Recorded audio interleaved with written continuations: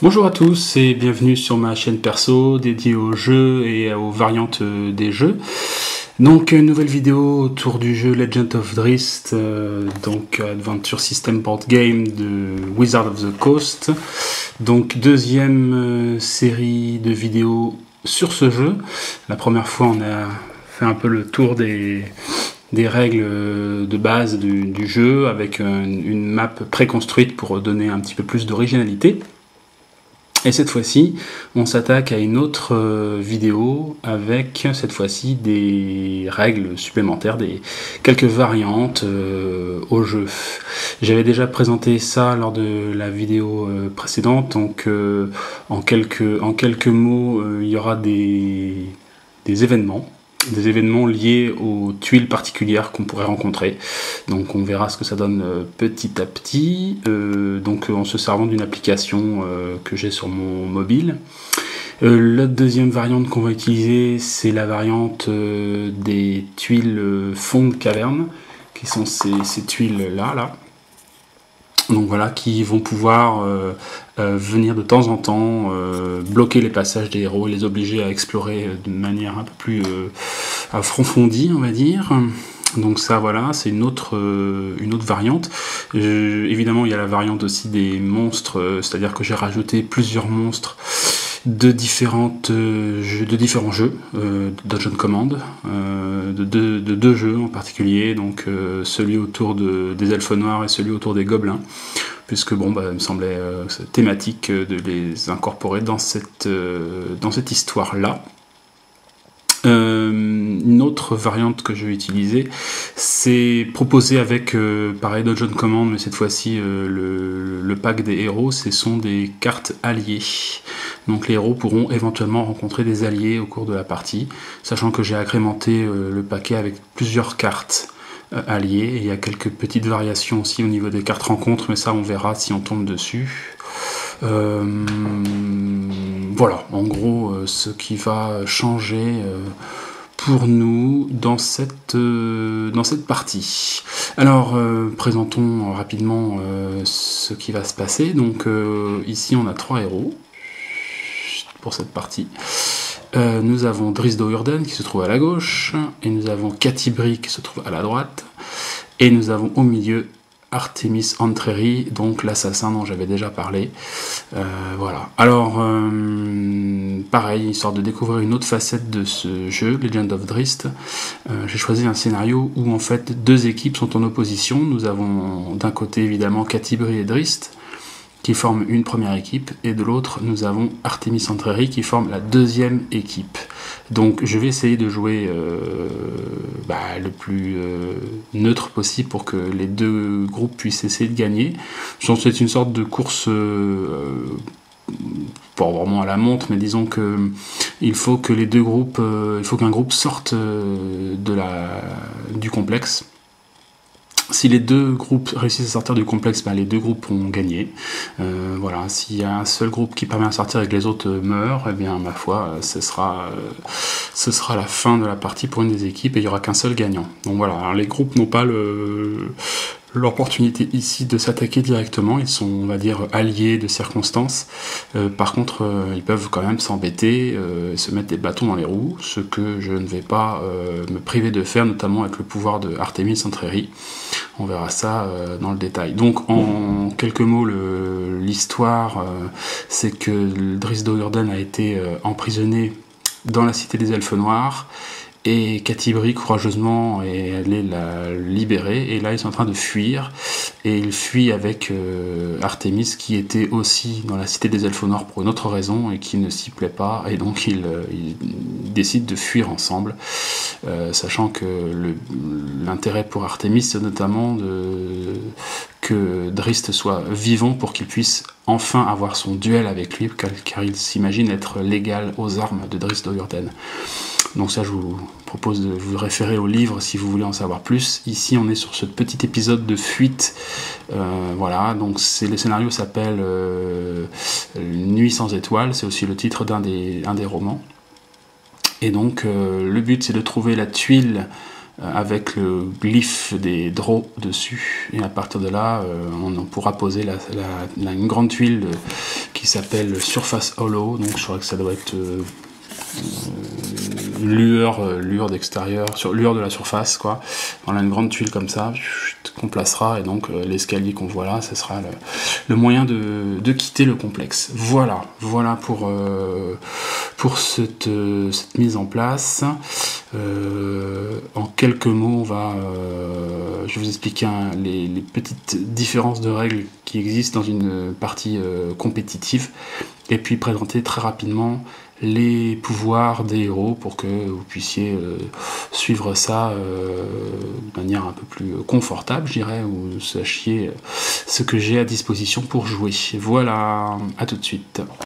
Donc les différences majeures qui existent entre les deux modes de jeu, c'est simplement que d'un côté on a un groupe a sa propre pile d'expérience, évidemment, l'autre groupe aussi, donc on ne mélange pas les points d'expérience, et évidemment chaque groupe a un nombre de jetons ressources héroïques.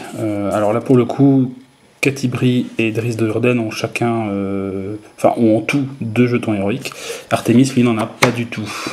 Bon, j'imagine que c'est pour équilibrer le jeu d'une certaine manière, on verra bien. Les pouvoirs rapidement des héros, donc en commençant par Catti-Brie. Donc elle a plusieurs pouvoirs à volonté. Donc on va essayer de voir ça.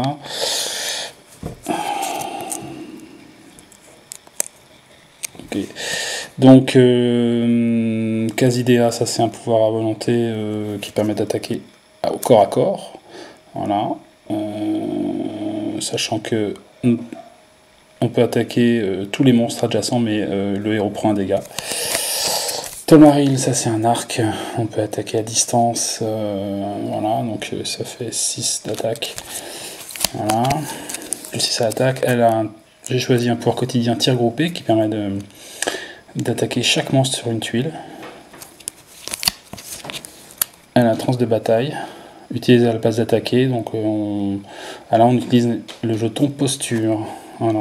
On a ces petits jetons là en plus, qu'on peut maintenant poser sur des pouvoirs, donc ce sont des pouvoirs qui restent actifs tant que le jeton est dessus. Donc voilà, c'est un jeton posture. Voilà. Donc elle a transe de bataille qui lui permet de récupérer des points de vie, de se guérir. Et posture de la morsure de vipère, ça permet d'attaquer avant que les monstres n'attaquent. Voilà, prendre l'initiative sur les monstres. Et elle a sinon un épais manteau, donc c'est un objet. Si une attaque cible plusieurs héros, eh bien l'attaque en question manque automatiquement Catti-Brie. Voilà. Ça, ce sont les pouvoirs de Catti-Brie et ceux de Driss. Donc lui, il a 2 épées magiques, de cimetière magique. Il a Glace Mort, qui permet sur un 18 ou plus de faire 1 dégât en plus.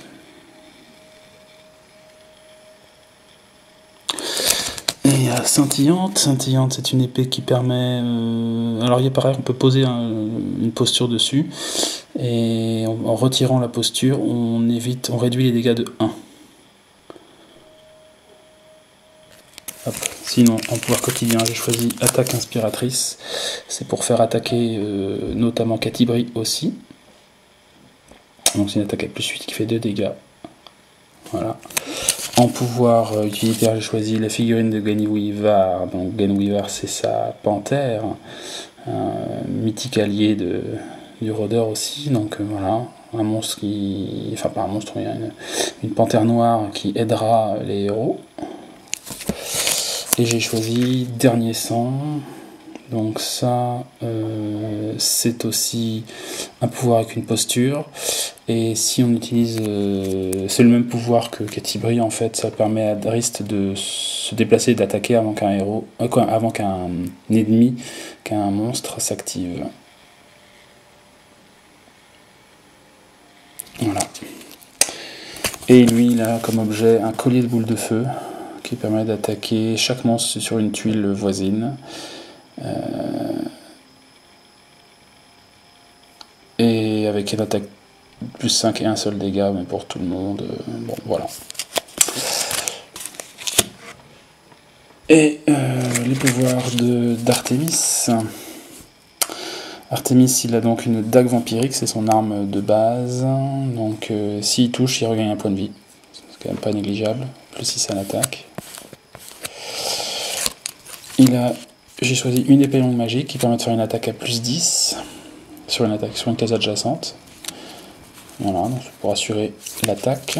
Et le pouvoir utilitaire est choisi parer et frapper, donc ça permet d'éviter d'être touché lors d'une attaque et en plus d'utiliser un pouvoir à volonté contre un monstre adjacent dans la foulée.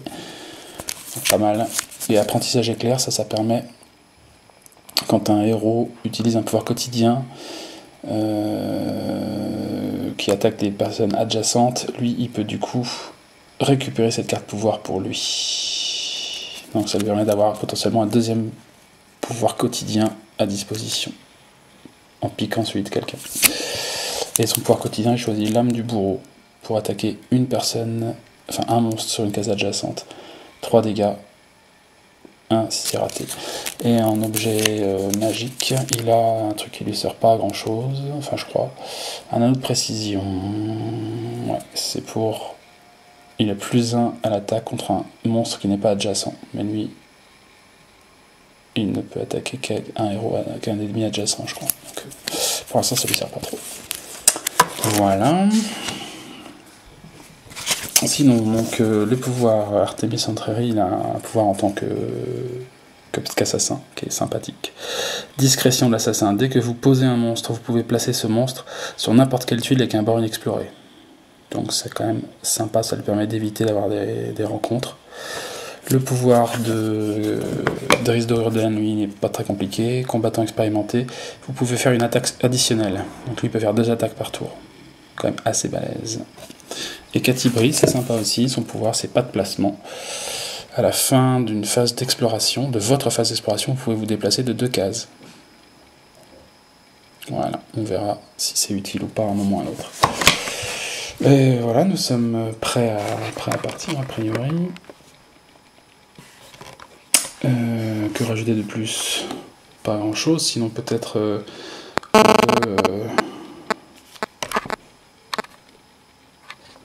qu'on peut lancer notre petite application.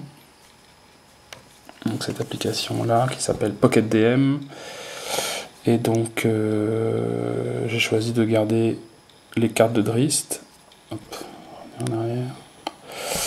Et de quoi faire du spawn aussi, donc utiliser... Ah oui, ça c'est une autre variante, en fait on va utiliser les jetons monstres qui seront utilisés. Voilà, il y en a 29 à utiliser, et donc on va les piocher en appuyant sur le petit bouton qui est un peu effacé en dessous, et il va nous dire ce qu'il y a. Voilà.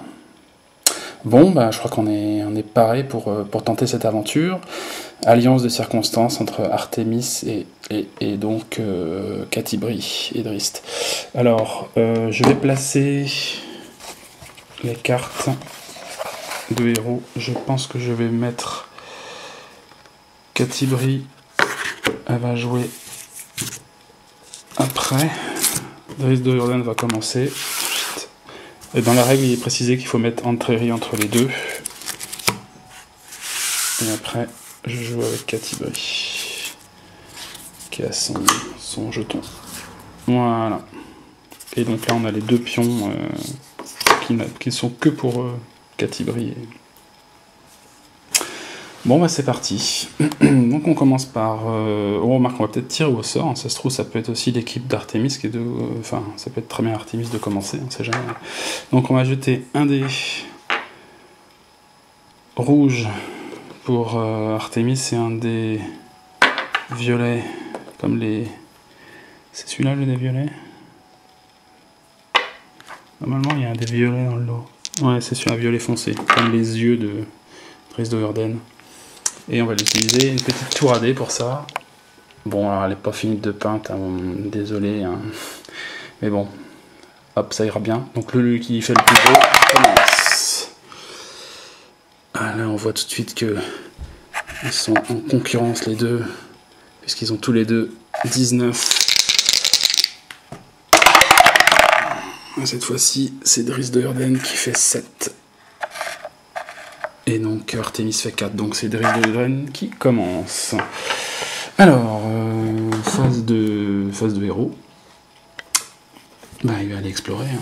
Il faut trouver donc la tuile des glyphes, droglyphes. Toc. Donc il fait 1 et il arrive ici, il termine sa phase. Il termine sa phase de héros, pas vraiment, non. Il va utiliser tout de suite un de ses pouvoirs. Il va utiliser dernier sang. Alors, le premier sang est pour moi, dit Artémis. C'est le dernier qui importe le plus, répond Drist. Utilisez la place d'attaquer. Donc là, à mon tour de héros, je peux choisir d'attaquer, évidemment. Et j'utilise donc le jeton posture que je place sur cette carte. Vous pouvez retirer votre jeton posture au début de n'importe quelle phase d'ennemi. Si vous le faites, déplacer votre héros de sa vitesse et vous pouvez utiliser un pouvoir à volonté. Voilà. La première chose que je vais faire avec Drist sur ce tour. Et donc on va piocher... ah non, on va pas piocher une tuile, on va utiliser tout de suite la règle de l'exploration pour savoir s'il tombe sur un cul-de-sac ou pas. Donc on lance un dé à 20 faces. On fait 2, donc il tombe directement sur un rebord de tuile. Et je tombe tout de suite sur une fissure. Voilà. Alors, si je fais en fait, à la phase d'exploration, je lance un dé à 20 faces. Si je fais de 1 à 5, je pose un bord inexploré. Enfin, pas, je pose sur le bord inexploré une tuile fond de crypte. Décidément, fond de caverne. Voilà, ok. Si c'est une fissure, et ben, quand je lance mon dé d'exploration et que je tombe sur le bon numéro, et ben, cette fissure va cracher un monstre. Les héros peuvent tout à fait fermer la fissure en utilisant un peu comme dans la partie précédente, en utilisant des points de mouvement.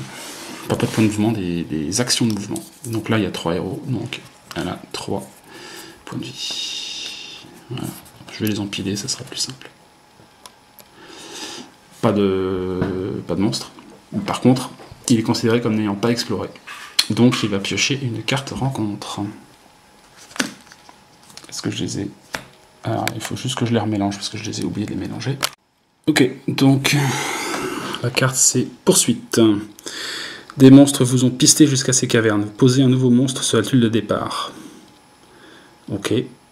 Donc là on est d'accord, on est pendant la phase d'ennemis. Donc je ne peux pas utiliser ma posture là parce que c'est au début de la phase d'ennemi que je peux le faire. Donc le monstre il apparaît pas au début, il apparaît pendant la phase d'ennemi. Donc je pioche. Alors donc là quand c'est ça, on n'a pas à piocher de jetons, hein. C'est directement une carte ennemie. Voilà, un nouveau monstre. Les jetons qu'on utilisera avec l'application, c'est juste quand on découvre une nouvelle tuile, quoi. Donc là on fait simplement que piocher une carte, et c'est un champion gobelin. Donc il passe sous le contrôle de Drist. Et on a dit qu'il doit être placé sur la tuile de départ. Alors peu importe où, mais il est sur la tuile de départ. Alors qu'est-ce qui est le plus intéressant?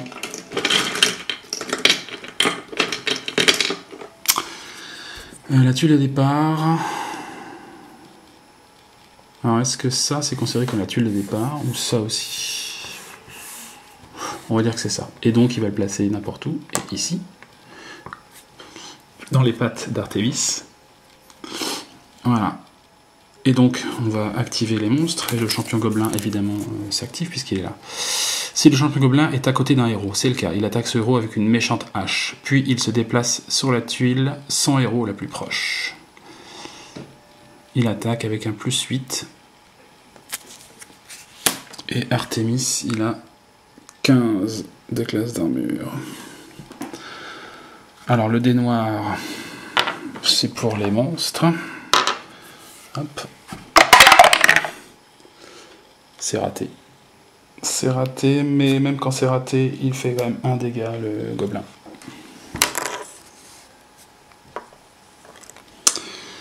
Donc, je vais prendre un petit jeton point d'arme pour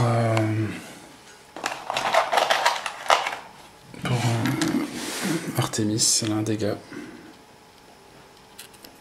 Tac. Et le gobelin se déplace sur une tuile sans monstre. Voilà. Et voilà, c'est la fin du tour de Drizzt. Donc on passe à l'autre équipe, hein, c'est Artemis.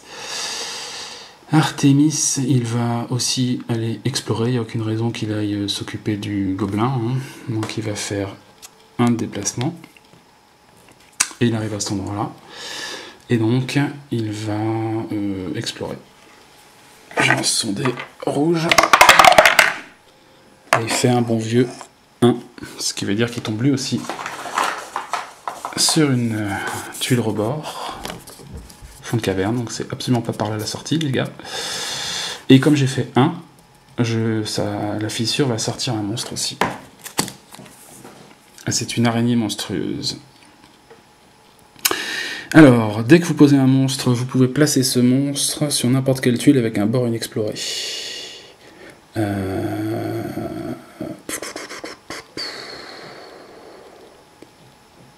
Bah, à la limite, autant le laisser là. Hein. Il va le laisser dans les pattes de Drizzt cette fois-ci. Voilà, l'araignée monstrueuse, elle est là. Une grosse araignée géante. Hein. Toc, qui sort de la fissure. Donc Artemis n'a pas exploré. Considéré comme n'ayant pas exploré, donc il tire aussi une carte rencontre. Et c'est une voix familière. Je ne m'attendais pas à vous trouver ici. Piochez une carte du paquet allié et posez la figurine correspondante sur votre tuile. Piochez et jouez une autre carte rencontre. Alors on va déjà faire l'allié. Donc, eh ben, dis donc, il y a de la chance, il récupère un allié. C'est un mage de guerre. Alors, il faut que j'aille récupérer ce mage de guerre quelque part. Voilà le mage de guerre. Et donc, il me dit que je pose sur la tuile. Eh bien, ok. Il y a un allié qui arrive, je pense qu'il descend par l'échelle. Et donc, c'est un allié... Pas se tromper, hein, c'est un allié d'Artemis, donc c'est un mage de guerre, pas forcément très gentil. Voilà, donc ça c'était la phase de... Ah oui, je dois repiocher une carte rencontre. Il m'a dit ça. Événement attaque, embuscade d'un farfadet. Un farfadet au déplacement très rapide attaque puis disparaît dans les cavernes. Attaquez votre héros, donc là c'est bien lui, il n'y a pas de souci. Plus 8 attaques, 2 dégâts et 1 si c'est raté. Donc attaque de plus 8 sur... attaque de plus 8 sur Artemis. 1, c'est raté. Il prend quand même 1 dégât. Comme précisé sur la carte. Tac, 2. Ça c'est défaussé. Bon, bah, Artemis, ça commence mal pour lui quand même. Enfin bon, il a un allié quand même, c'est pas mal. On passe à la phase d'ennemis. On passe à la phase d'ennemis, et je pense que Drizzt va de suite utiliser son pouvoir. Putain, enlever ça. Début de n'importe quelle phase d'ennemis, donc il utilise un pouvoir quotidien. Et il va utiliser Glace Mort. Donc une attaque à plus 6, si je fais 18 ou plus, je fais 2 dégâts à l'araignée. Alors c'est parti. 15. Ça touche. Donc l'araignée va se prendre 1 dégât aussi.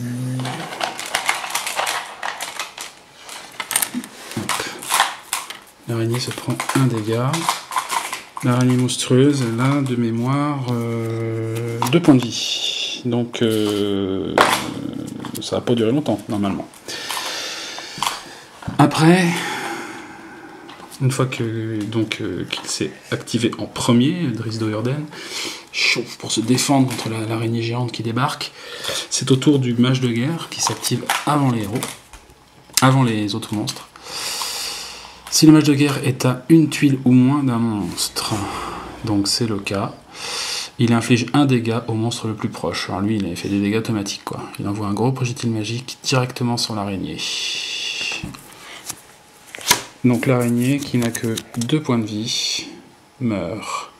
Et ça rentre dans la réserve d'expérience de du coup d'Artémis, puisque c'est un allié d'Artémis. L'araignée disparaît, à peine surgit qu'elle est déjà morte. Et du coup il n'a plus de monstre à activer. Donc c'est la fin du tour d'Artémis. Et on passe au nouveau tour. Cette fois-ci c'est au tour de Catibri, l'archer. Qui va donc... qu'est-ce qu'il va faire? De toute façon on va être obligé de passer dans l'autre sens. Hein. Hop. Puisque là, c'est fermé par là, c'est pas la bonne direction. En chemin, on a un champion gobelin qui a que 2 points de vie aussi, enfin 2 c'est déjà beaucoup, et 16 de classe d'armure. Elle va regarder ce qu'elle peut faire. Donc après mûre réflexion, je pense qu'elle ne va pas attaquer, elle va laisser Drist s'en occuper, elle va plutôt aller explorer. Donc elle va se déplacer de quelques cases, 1, 2, elle va juste aller là, voilà. À la place d'attaquer, elle va utiliser un pouvoir de posture, elle va utiliser posture de la morsure de vipère, donc c'est un peu comme Driss tout à l'heure, c'est-à-dire qu'elle pourra attaquer un ennemi, au début d'une phase ennemie, quoi. Voilà. Vous pouvez retirer votre jeton en posture au début de votre n'importe quelle phase d'ennemi. Si vous le faites, vous pouvez utiliser un pouvoir utile à volonté. Voilà ce qu'elle fait. Donc elle a fait son déplacement et son attaque. À la fin de cette phase-là, eh bien, elle va pouvoir explorer. Voilà, un peu embêté par l'ombre là.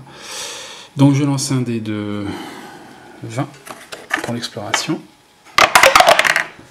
Et je fais 7. 7, c'est bon. Donc je peux donc prendre la première tuile qui vient et la placer. C'est un triangle noir, donc elle va avoir une carte rencontre. Et donc on va arriver... C'est une... Alors est-ce que j'ai une... Tiens, c'est une bonne question. Voyons. Est-ce que j'ai le droit... Volcanic Vent. Donc là j'ai un événement aussi. Hein. Donc on va directement voir ce que ça donne. Enfin, en fait, là, le truc c'est que je vais mettre, pour rappel, un petit jeton sablier. Ça veut dire que cette tuile-là n'a pas encore été explorée. D'accord. Dès qu'elle rentrera dessus, on verra quel est l'événement. D'accord. En attendant, c'est comme d'habitude, quoi. Donc on verra l'événement après. Hein, toc. On va faire un spawn. Donc il nous reste 29 tokens, on y va. Tuc. Un monstre, tout simplement. Donc là on voit qu'il ne reste plus que 28. Donc un seul monstre, ce qui est pas mal. Un pioche, et donc c'est quand même une Matrone Draw qui nous attend là. Donc là c'est pas du tout rigolo. C'est un monstre niveau 4 qui est donc sous le contrôle de notre amie Catibri. Voyons un peu ce qu'elle va faire elle. Alors si elle est à une tuile ou moins, elle attaque la plus proche avec malédiction de poison. Donc c'est une attaque à distance. Et si elle n'est pas à portée, elle va nous faire piocher une carte rencontre. Un peu comme Yvonne Barrière la dernière fois. Quoi. Ah, merci. Alors c'est pas la bonne que tu m'as donnée. J'ai mon garçon qui est juste à côté de moi. Il faut que tu me donnes celle qui ressemble vraiment à celle-là. Ah. D'accord. Je lui laisse chercher un petit peu. De toute façon, comme elle va apparaître là, elle a un pouvoir au moment de la phase d'exploration, elle peut se déplacer, pas de placement, à la fin de votre phase d'exploration, elle peut se déplacer de 2 cases. Donc elle va se décaler, ch'toum, de 2 cases, pour être hors de portée de la Matrone Draw qui est là. Voilà.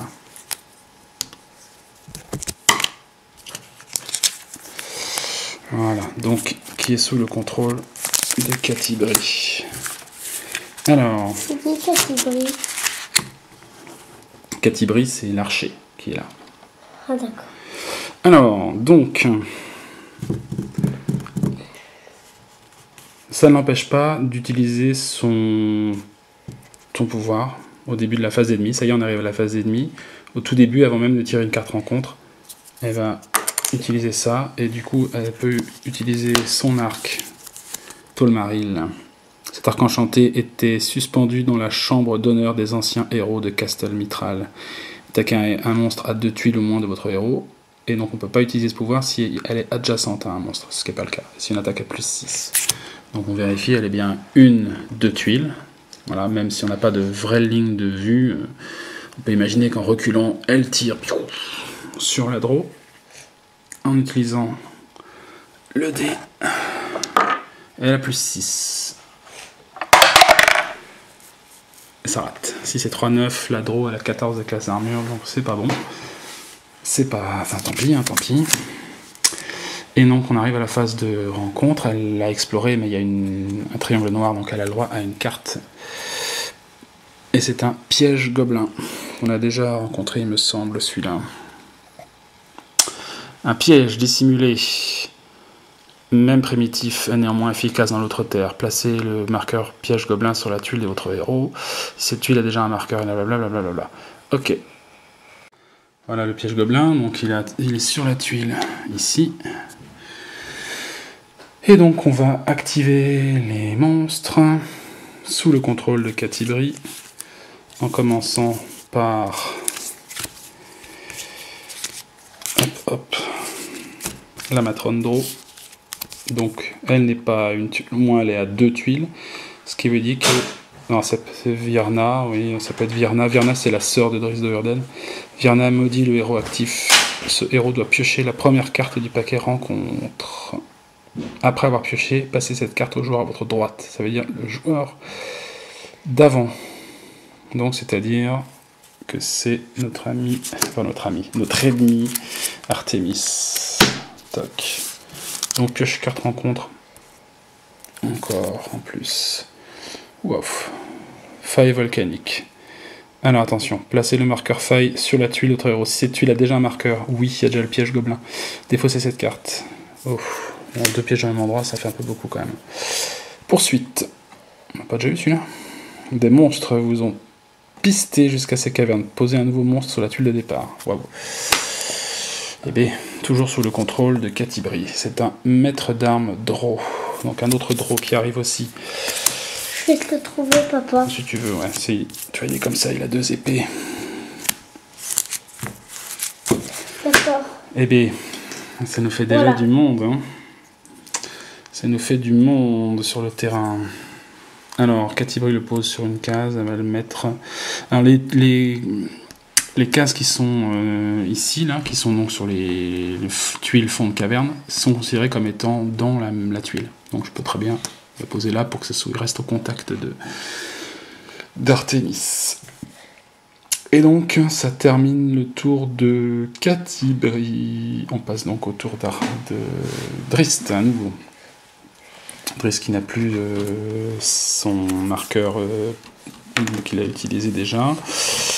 Donc, sur le terrain, qu'est-ce qu'on a? On a un gobelin. Stan. On a un gobelin sur le terrain et on a une matrone Draw. Donc, il va faire... La matrone Draw, ça va être compliqué de la laisser en jeu, hein, mais en même temps, le gobelin aussi, c'est un peu embêtant. Il va explorer, Alors, Driss, il se déplace de 7 cases, il est très rapide. Il va faire 1, 2, 3. Ah tiens, j'ai pas fait le piège gobelin. Ah, je vais faire le piège gobelin quand même. À plus 2, savoir qui est immobilisé. Alors, voyons. On commence par Catibri. 12 et 2, 14, elle a 15 de classe d'armure, ça rate. On fait Drist qui a 16. 15 et 2, 17. Et ben le pauvre gars, il est immobilisé. Et Artemis qui a 15 de classe d'armure, ça rate. Donc il n'y a que Driss de Hurden qui est immobilisé. Donc il ne peut pas se déplacer à ce tour-là.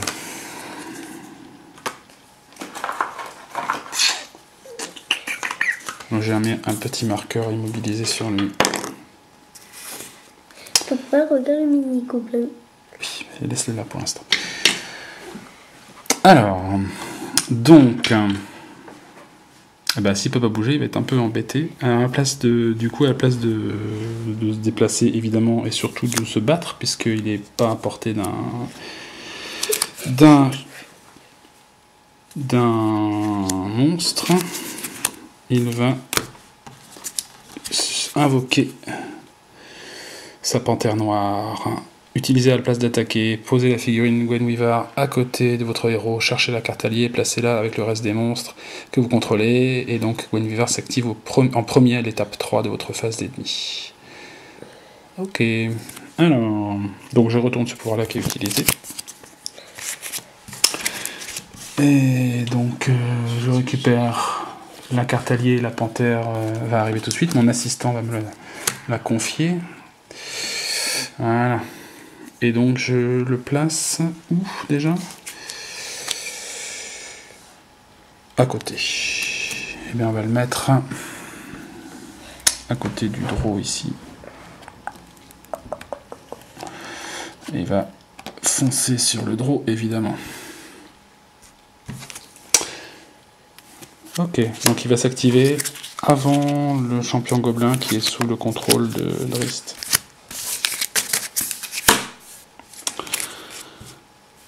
Ça va terminer la phase de héros de Drist de Hurden, donc il peut défausser ce jeton immobilisé. Il n'a pas exploré, donc il va être obligé de piocher une carte rencontre. Volet de flèches. Événement attaque. Un ancien piège nain relâche une douzaine de flèches contre les intrus. Choisissez un héros. Attaquez chaque héros et chaque monstre sur la tuile de ce héros. Ah donc c'est un piège nain, donc ça attaque tout le monde, quoi. Tout le monde. Il y a du monde hein, sur le terrain. Ok, c'est une attaque à plus 7. Ça fait 1. Ah, on commence par qui? 7. Le piège nain, là. Alors, on va commencer par les héros, déjà. Ici, ils sont tous... Drist de Hurden, donc c'est une attaque à plus 7. Touché. Donc Drist se prend 1 dégât. Artemis, ça rate. Catibri, 8 et 7, ça fait 15. Donc elle est touchée parce qu'elle a que 15 de classe d'armure. Donc elle prend sa première blessure aussi. Après, on a l'allié, le mage de guerre. 5. Je vérifie les classes d'armure du mage de guerre. Il a 12 de classe d'armure. Pas terrible. Hein. Donc 7 et 5. Ça fait 12. Ça touche. Donc il prend 1 dégât, le mage de guerre. Il a que 2 points de vie. Hein. Glups. Le piège nain, pas cool. Et sinon... On a aussi, en dernier, on a la panthère. Ça, c'est pas sympa pour Drist de Hurden. Drist de Hurden, elle a 16 de classe d'armure. Avec un peu de chance, ça va rater. Ça touche. Donc, pareil. Elle prend un dégât. Et nous avons le maître d'armes. Le maître d'armes... qui est donc sous le contrôle de je ne sais plus qui, on va déjà lancer le dé, on va bien voir.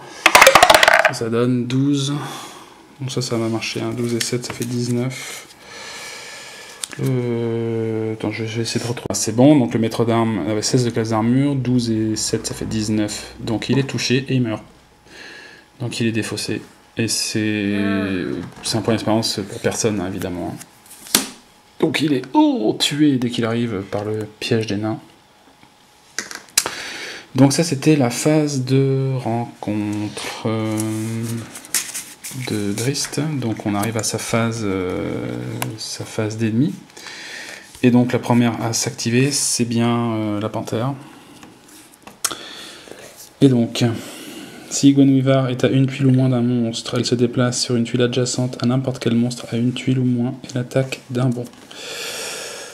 Donc le seul monstre à une tuile ou moins, c'est le champion gobelin. Donc elle fonce dessus. Et l'attaque. Alors elle attaque à +8, Gwenwyvar. On prend le dé violet de Drist. Et elle fait 8. 8 et 8, 16. Et je crois que ça touche le champion gobelin qui a 16 de classe d'armure. Donc il prend un dégât. Pas mal. Par contre c'est au champion de s'activer. Et donc... à côté d'un héros, bah évidemment elle est considérée comme un héros. Hein. Gwenwyvar est considérée comme un héros en ce qui concerne les tactiques des monstres. Est-ce que c'est seulement les tactiques des monstres alors? Ah oui. Donc ça veut dire qu'ils ne... Oui, si, non, je pense qu'ils sont touchés quand même. Par la volée de flèches. Donc, il fait une attaque, le gobelin, avec +8.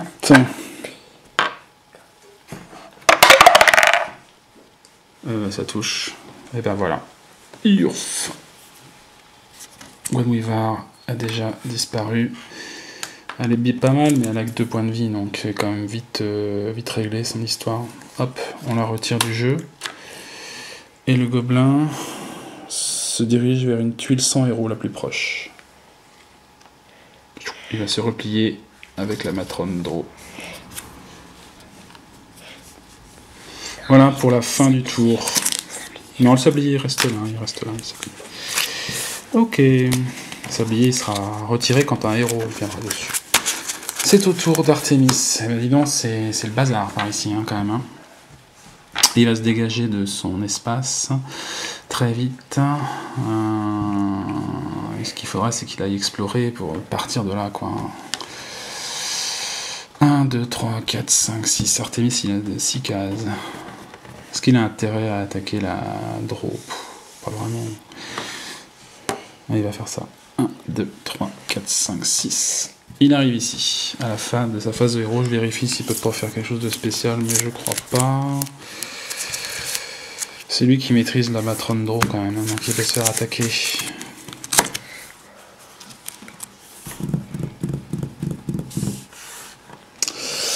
C'est lui qui va se faire attaquer. Ouais. En même temps, il faut bien avancer. Hein.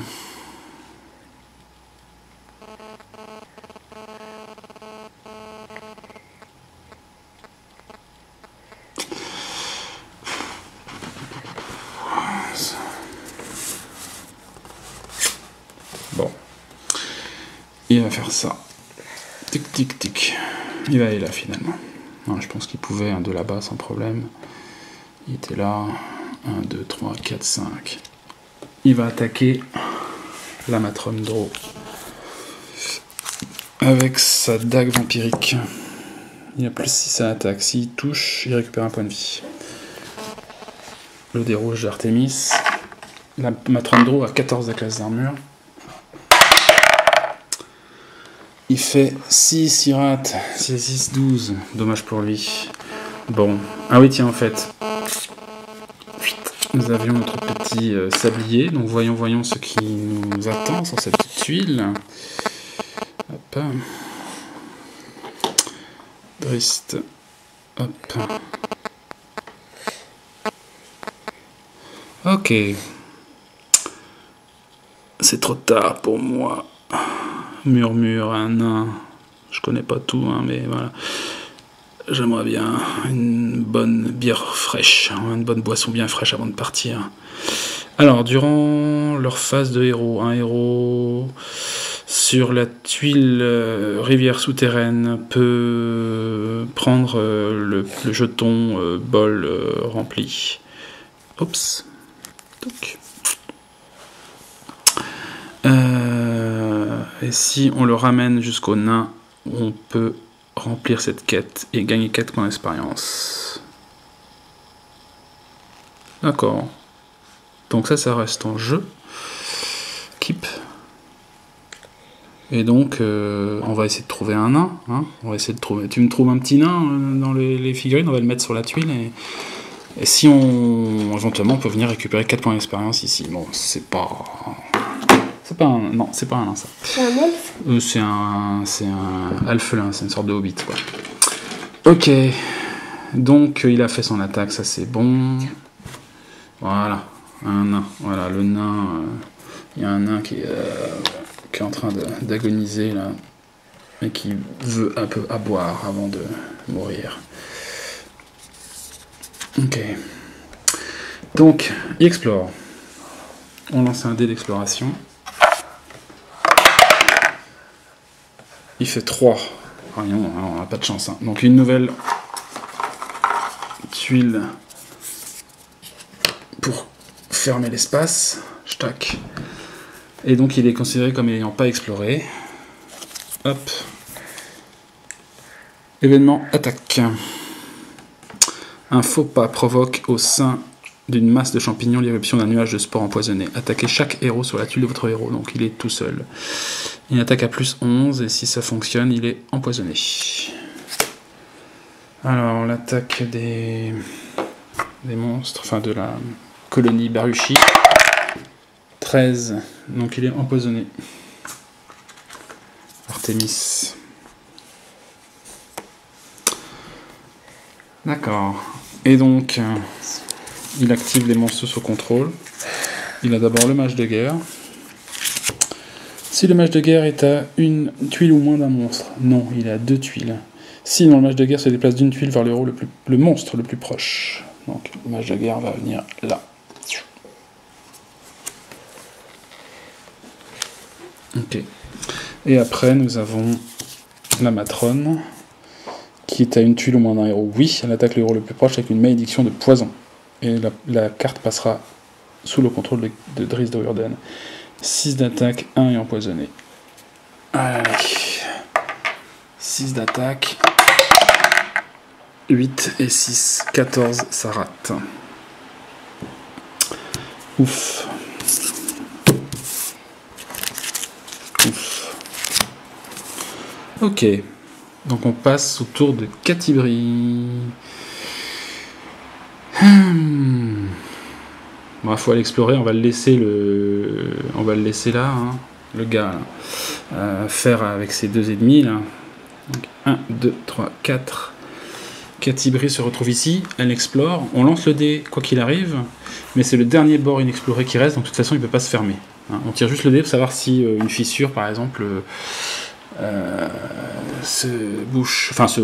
sortir un monstre. Voilà. 7, non. Donc elle peut explorer. On prend une tuile. Et c'est à nouveau une Volcanic Vent. On va remettre un petit jeton sablier dessus. Et on va voir s'il y a des monstres sur cette tuile. Hop, vous avez la chance de voir une photo de mon deuxième petit garçon, du coup. Alors, spawn. Donc, un autre token. Et ces monsters, s'il n'y a pas rien à dire, c'est que c'est 0 monstre. Donc, il n'y a pas de monstre du tout ici. Voilà. Ouf, ouf, ouf. Par contre, elle aura quand même sa phase d'ennemi. Donc là, on est à la fin de la phase d'exploration. D'accord ? Donc, elle a le droit d'avancer de 2 cases. Elle va faire touk, pas de placement. La voilà ici. Du coup, on va tout de suite voir ce que ça donne cet événement. Hein. Et on enlève le petit sablier. Ouais. Voilà, tu peux l'enlever si tu veux. Volcanic Vent. Toc. Qu'est-ce que c'est que ça ? Je te déteste, Obi-Wan. Murmure le jeune psioniste alors qu'il tombe dans l'inconscience. Qu'est-ce que Obi-Wan fait là-dedans ? Vous ne pouvez pas aider le jeune homme. Ok, rien ne se passe. Bah oui, j'ai pour tout ce qu'il fait là, Obi-Wan Kenobi de Star Wars. Bon, d'accord. Donc il y avait une sorte de Jedi, sûrement. C'est peut-être que c'était... comment il s'appelle déjà ? Bon, bref. Un Jedi brûlé quelque part. Il se passe rien. Ok.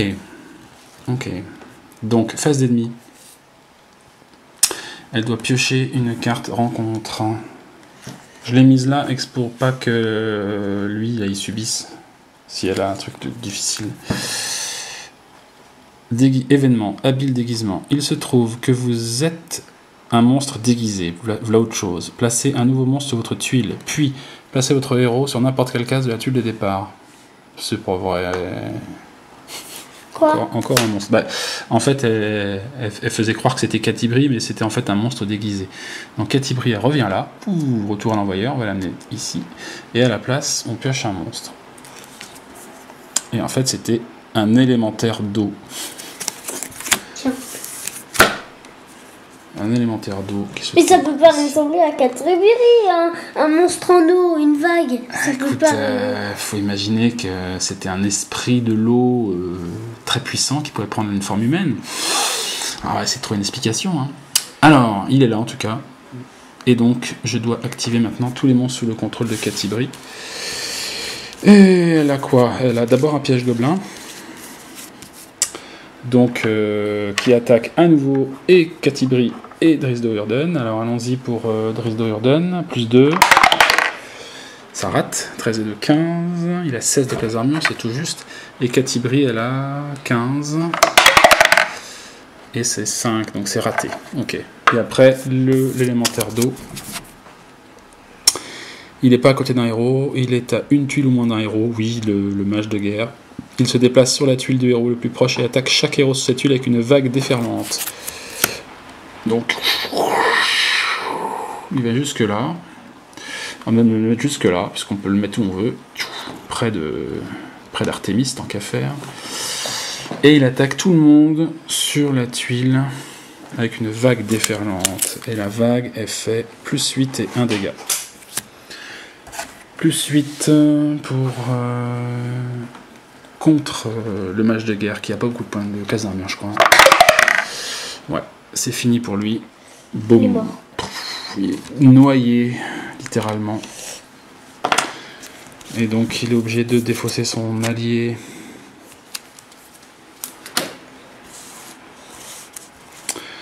Et ça clôt le tour de Catibri. On peut passer à nouveau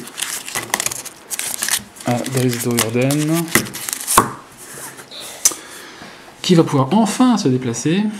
Bon, la fissure, on va la laisser. Hein. Le but du jeu, c'est de tracer, donc on va tracer. On va tracer. Lui, il se déplace de 7 cases, Coco. Donc, il peut faire 1, 2, 3, 4, 5, 6, 7. Et il peut faire un autre déplacement. 1, 2, 3, 4. Il peut faire 2 déplacements s'il veut. Donc il va faire 1, 2, 3, 4, 5, 6, 7. Deuxième déplacement. Et comme il a le droit à une attaque supplémentaire, il utilise cette attaque pour en fait mettre son token de posture sur son dernier sang. Donc il pourra attaquer un monstre avant que celui-ci ne l'attaque. Voilà. Ok, et il arrive là, il va pouvoir explorer. De la même manière que Catibri, il n'y a qu'un seul espace pour fuir de cet endroit-là. Donc de toute façon, on va juste voir si la fissure sort un monstre. Et je fais un 2, donc oui. Et c'est un archer gobelin, on va passer sous le contrôle de Drizzt. Un archer gobelin, c'est celui que tu avais montré tout à l'heure, le tout petit là. D'accord. Et donc, après, qu'est-ce qui va se passer? Eh ben, oui, on va quand même poser une tuile. Hop. Hop. Stock. C'est une tuile avec un bord... Avec Petit, un petit, t'es où, petit, petit? Alors,